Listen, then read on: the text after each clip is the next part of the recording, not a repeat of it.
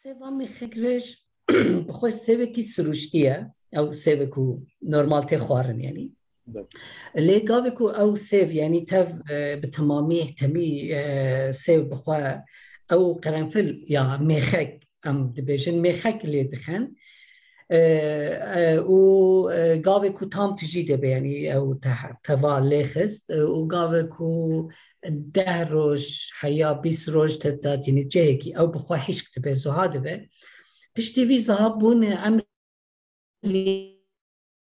هەری کێم 100 ساڵە دەبێژم 100 ساڵەت مینێج بەرک و سێوێک و من دیت جاری یەکەم بخوا ئەمری خۆ 90 ساڵی بوو و نهاژی هەما دەردۆری 20 ساڵ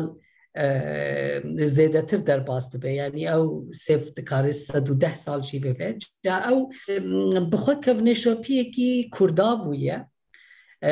هێلادا بەکاربوون و ئەڤین بێنن سەر زمان ینی پرانی ئەڤینداری ji بۆ جار یەکەمین ئالی زلامە هاتیە گوتن جا ji ber wî gavek ku keçikekî evîndar bûye û nikare evînî xwe bi ziman bêje ew evîn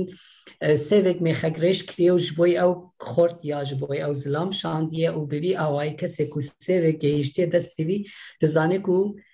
keçikekî jê hez dika û nikare bi dev bêje ya û carî duhem jî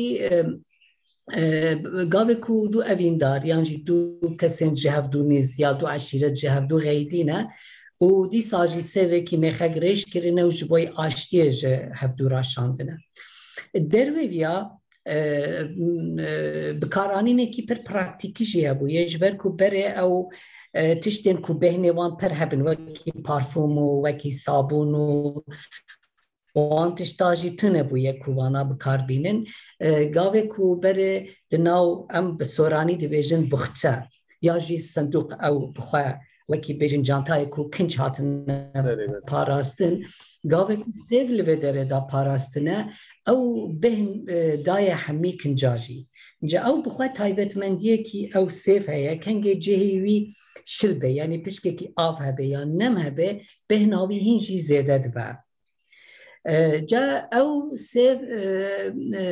lê gelekî di tiştên kulturên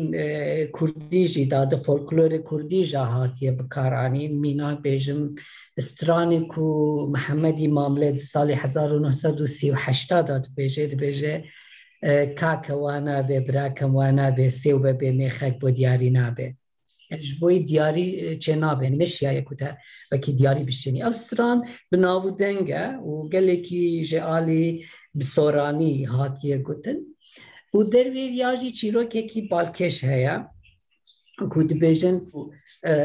bi vî avayê çêbûye zilamekî du jinî wî hebûye û ew jî bi dizî